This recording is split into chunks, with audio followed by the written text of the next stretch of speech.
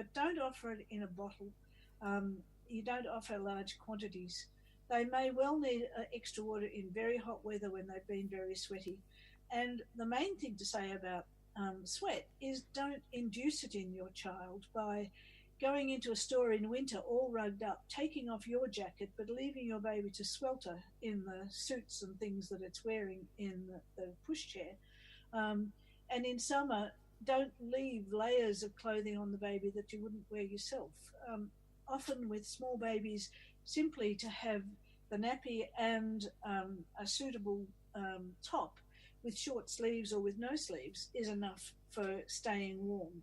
But again, responsive mums check to see how their babies are getting on. They don't just sort of assume that that'll be okay. But do make the baby's clothing and bedding to be as comfortable as possible, but not sweaty, which means preferably using cotton, silk, wool, fabrics that breathe rather than synthetic fabrics that don't breathe and that trap body heat in and produce sweat. When they produce sweat, if it's going into cotton clothing, that absorbs it nicely, but in fact the baby can then need to dry it out by using its body heat to do so. Basically, babies can get cold and clammy in cotton where they don't in lightweight wool. And I think depending on the environment you're in, think about babies' clothing and what is the most suitable things. But generally speaking, using natural fibres is a whole lot better and more comfortable for the baby, just as it is for adults. And if you can afford them, they are certainly well worth using as bedding as well as clothes. And avoid the fleeces unless you're living in really cold climates where you need to retain body heat in the child, and certainly they're very good at doing that. So when might additional water be necessary? The only times that I've seen it being necessary are times in breastfed babies when the baby has sweated so much water out. The one case in particular that I saw where, in fact, it would have been a sensible thing to give the baby water was a baby that had fallen asleep on an electric blanket and in bed with mother, and she said that when she found the baby, its clothes were so wet it had to be changed. That would have been a point in time where no amount of breastfeeding could have replaced the water as rapidly as just giving some extra water to that baby would have done. But they're extreme cases for breastfed babies. For formula-fed babies, because the concentration of the formula might be wrong, it's always sensible to be prepared to offer it in a form that tastes okay. And if the baby will drink it, it probably means the baby wanted it. Don't add sweeteners or anything to it that might induce the baby to want it because of the sweet taste. If it's just plain water, they'll drink it if they need it, but they won't if they don't. That's been what I've found over time anyway. But it has to be fairly hot, or else the child has to have been made to sweat by what it's wearing before there's likely to be such a thing, or else there's been a misconstitution of the formula so that there's too many minerals and the baby's body is saying, to flush this stuff out of my system, I need more water. A constipated baby is saying it's not getting enough water very often, and it can be also a constipated baby is reacting to the casein in the cow's milk formulas, which does have an effect on slowing gut transit, just like other opioid derivatives do. Casein breaks down into compounds that are very like opioids, which is one reason why formula-fed babies sleep differently from breastfed babies, because they're in fact being sedated to some extent by those opioid compounds. In the gut, those compounds can slow gut motility, the movement of things through the gut. And sometimes the sole symptom of cow's milk allergy can be constipation. So it's something to think about. Often it's just simply not enough water, but if it's persistent, it can sometimes be a reaction against the cow's milk formula. And you've then got to start thinking about what you're going to do about that. So what you're saying is, I guess because with breastfeeding, the mother's body will naturally change that concentration of water, but in formula feeding, it's more about the responsiveness of the mother to recognise if and when the baby needs additional water. Yes, that's absolutely right. It is true that breast milk does become more dilute in very hot climates. It's not likely that it will respond, though. If you have one really hot day and then the next day's cool, Yep. You're not likely to be able to get breast milk responding on a 24-hour basis that way. So you can get the odd occasion when offering water to a breastfed baby, they'll slurp it down eagerly, and that's not a big deal. However, it's better not to unless you think there's a really good reason to, because clearly you want them to boost the mother's milk supply if in fact they're just not getting enough milk, and that's the most usual thing for why they drink anything else. Yep. So, and in terms of introducing additional water and the guidelines for introducing solids and stuff, is that underneath those guidelines too, or could you introduce the additional water a bit earlier if you feel it's needed? The guidelines for formula-fed babies are now saying, quite wrongly, I think, formula feed exclusively to 6 months. I haven't seen a single study anywhere that has assessed the safety of exclusive formula feeding to 6 months. I mean, I can look around and see plenty of babies that have had nothing but formula for 6 months who seem perfectly normal and healthy as far as one can see. But one can't see very far. That's the trouble. And it's one of those issues where you don't want mums worried. But the reason why the 1980s recommendation for 4 months as the age of introduction of solids was actually the risk of deficiency in formula-fed babies. I've talked about that in one of the other podcasts. I won't talk about it further here, and it's written up in Milk Matters as well.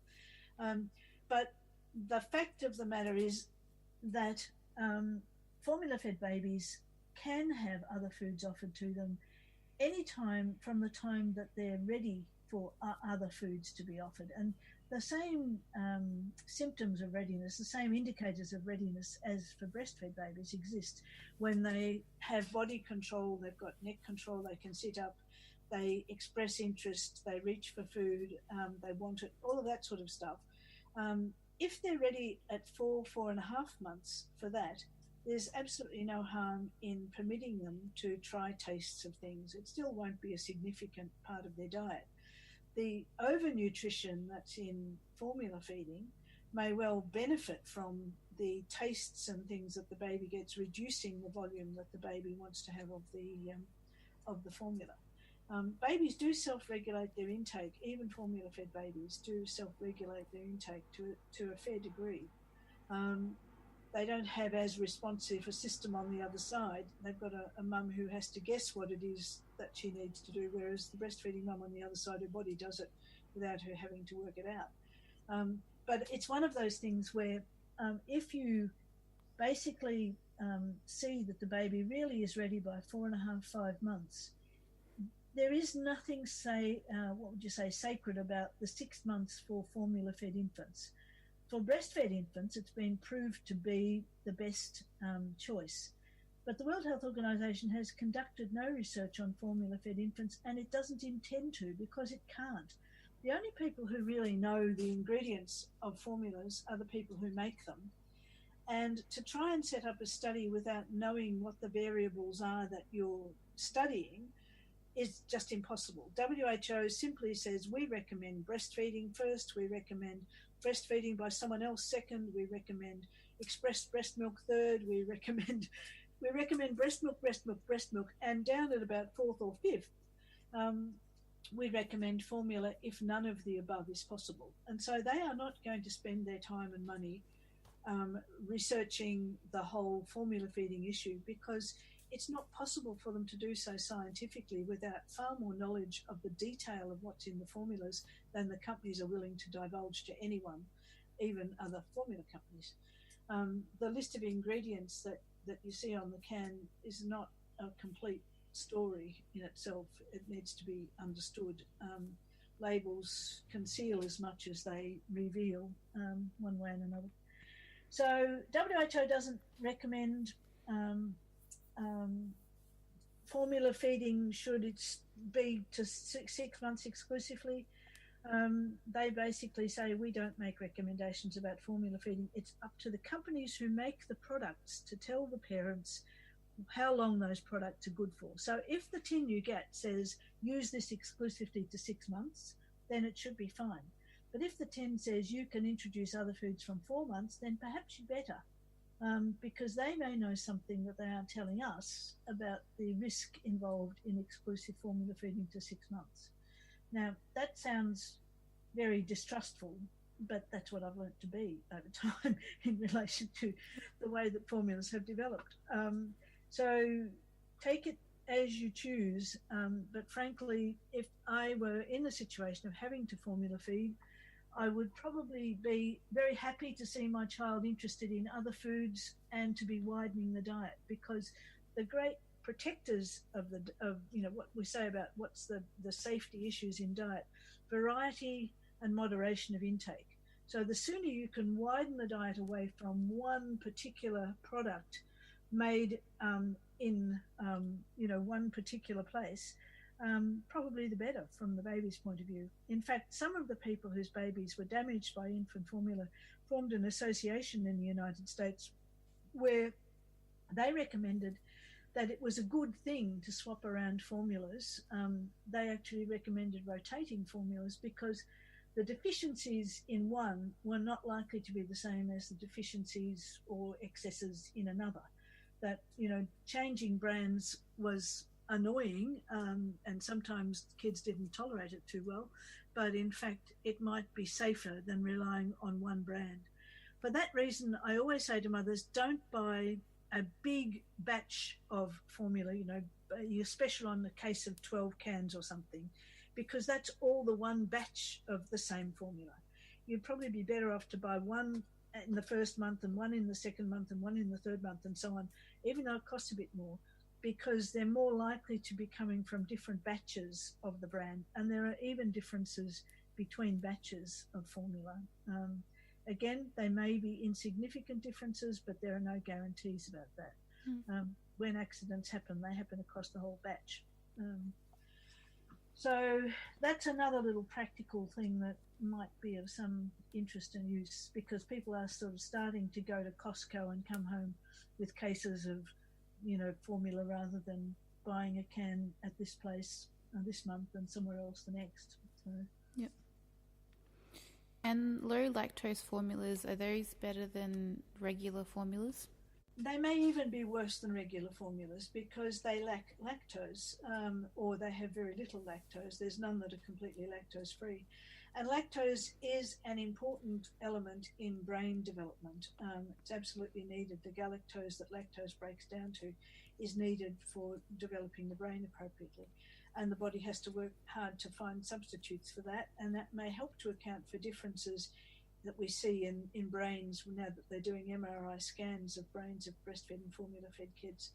So I wouldn't use a lactose formula if you paid me, for a low lactose-free or low lactose formula if you paid me. But do they result in a loss of symptoms in babies? Yes, they do. And I've explained this, I think, in another thing, but I'll go through it here as well. Yep. Lactose is a sugar that gets fermented by an enzyme.